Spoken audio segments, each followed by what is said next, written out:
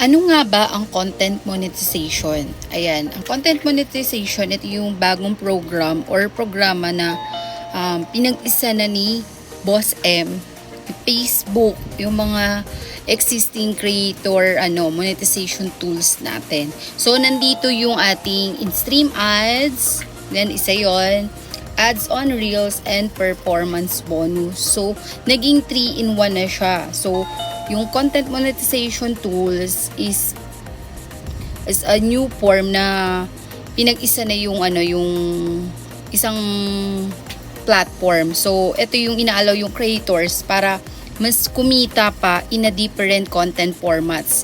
Like yung reels, longer videos, photos, and text posts. So, ito yung program na inaano tayong kumita nung different sa iba't ibang monetization tools. Diba? Ginawa siyang isa lang.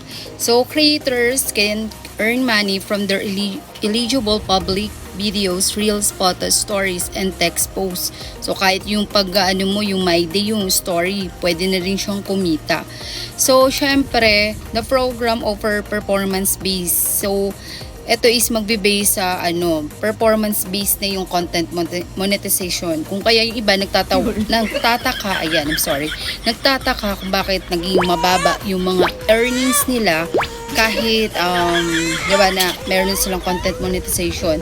Hindi ko na alam bakit ganun yung naging proseso kasi ayan, hindi pa naman tayo sumasahod dito, pero I think dahil performance-based na siya, so ibig sabihin nagbabase na si Boss M or si Facebook sa ating performance. Kung gaano tayo kasi pag mag-upload, gumawa ng mga iba-ibang kasi sabi nga text o sa text form, o di kaya sa mga upload nating reels, videos, tsaka syempre yung mga photos natin. Lahat yun, pati stories, and even stories. So, ibig sabihin kung performance-based na siya magbabase. So, kung gaano kasi pag yung content creator, tayo as a content creator, doon na magbabase si Boss M. Okay? Doon na siya magbabase sa mga earnings natin.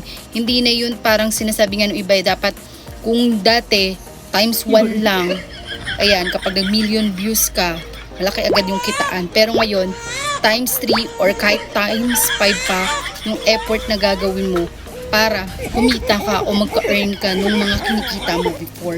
So I think yung content monetization, if ever na ma-invite kayo, tapos meron na kayong ads on reels, meron na kayong mga stream ads or yung mga individual tools, I think para sa akin, I think wag na nyong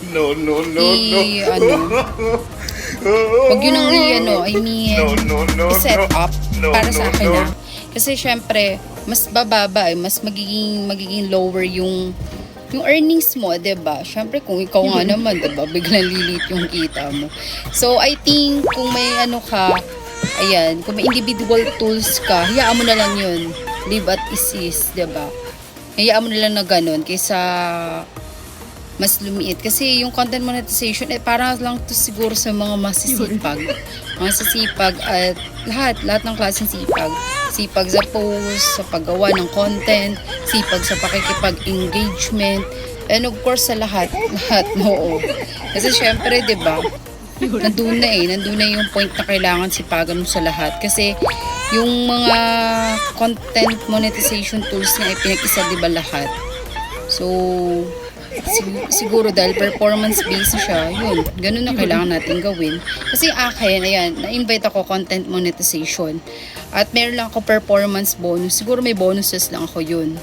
Tsaka syempre, yung stars, yung si Starla, yan, meron. And of course, yung aking page naman, meron ako doon na-unlock ko na yung lahat. Oo, unlock ako yun lahat. Meron akong doon. Basta kompleto yun, kaso mababa pala yung followers ko doon. Siguro around nasa 5K pa lang. Unlike dito sa aking profile na around 22K na ako dito, 22,000. So I hope it helps you guys na makapag-decide if ever you set up the content monetization, kahit na unlock mo na yung ads on reels, stream ads mo, and yung bonuses mo. Pero, nasa sayo pa rin yan. It's up to you guys. So, ayan, goodbye guys, and thank you for watching.